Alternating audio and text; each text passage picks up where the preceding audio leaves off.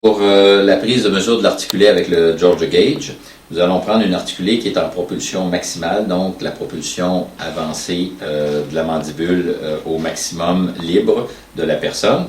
Je choisis pratiquement à 99% du temps la petite fourchette parce que lorsque on a affaire à des courbes de SPI en bouche qui sont très prononcées, si jamais on prend une fourchette qui est beaucoup trop longue, on a des interférences, alors qu'avec la petite fourchette, on n'a jamais ou rarement interférence dans la bouche lors de la prise de mesure. J'ai la partie du support sur lequel je vais insérer la petite réglette. Je vais les placer en bout à bout. Je m'assure que la partie du bas est suffisamment élargie pour que les dents du bas viennent bien s'insérer à l'intérieur sans forcer la petite partie triangulaire bleue qui peut risquer de se fragiliser ou de casser si on met ça trop serré. Donc, j'insère la fourchette, vous allez vous appuyer, j'insère la fourchette sur les dents du bas.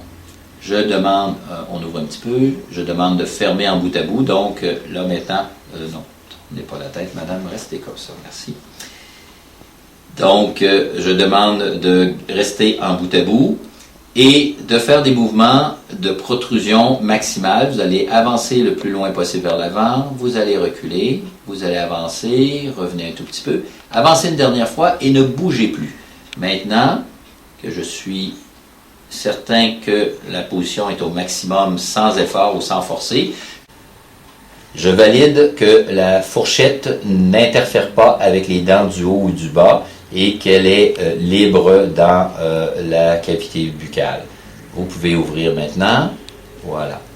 Et nous allons maintenant mettre une pâte vinyle polysiloxane de chaque côté et venir prendre une empreinte de l'indentation des dents qui vont être en position avancée au maximum. Donc, nous allons prendre la pâte qui est la base et le catalyseur. Nous en prenons une petite quantité de chacune que nous malaxons d'une façon bien homogène.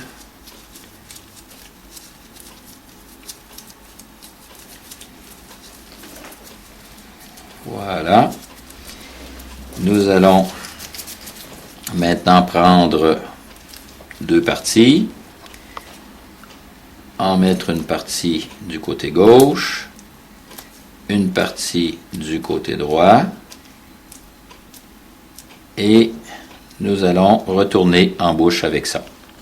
En bouche, nous allons insérer la partie inférieure en allant appuyer sur les dents, comme ceci, et nous allons demander à la personne de garder la position avancée tout en venant tranquillement peser sur la pâte pour bien avoir les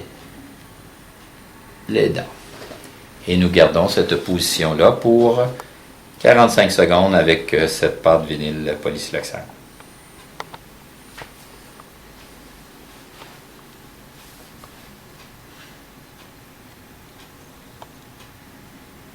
Donc, une fois le 45 secondes écoulé, on valide que la pâte est bien durcie.